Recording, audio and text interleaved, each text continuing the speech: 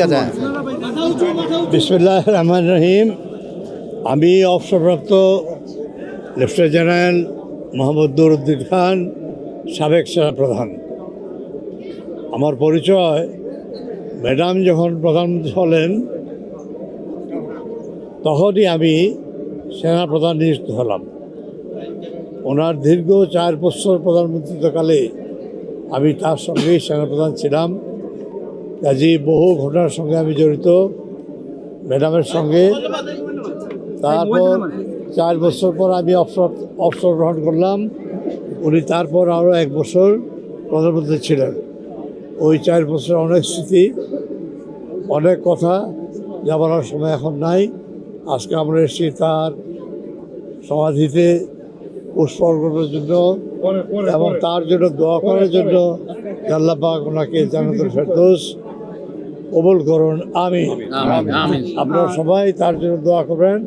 উনি বেহেশতি মানুষ, সেটা তার জানা যায় কত লক্ষ লোক হয়েছিল, সেটা দেখি বোঝা যায়।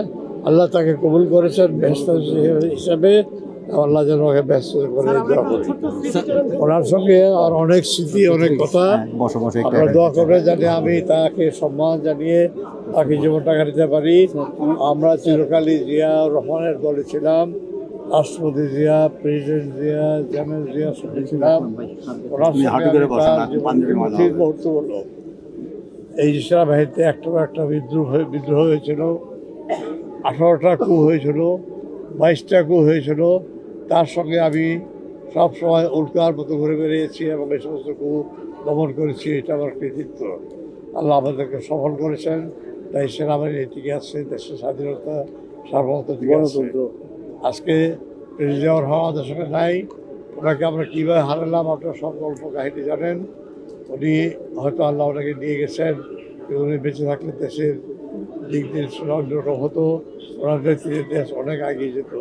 আমরা তার জন্য মাগফিরাত কামনা করি, দোয়া কামনা করি। আল্লাহ ওনাকে জান্নাতুল ফেরদৌস কবুল করেন, আমিন। আপনাদের সবাইকে ধন্যবাদ। আল্লাহ আপনাদের ভালো রাখুন। আসসালামু আলাইকুম রহমতুল্লাহ। আচ্ছা দাঁড়ান, প্রশ্ন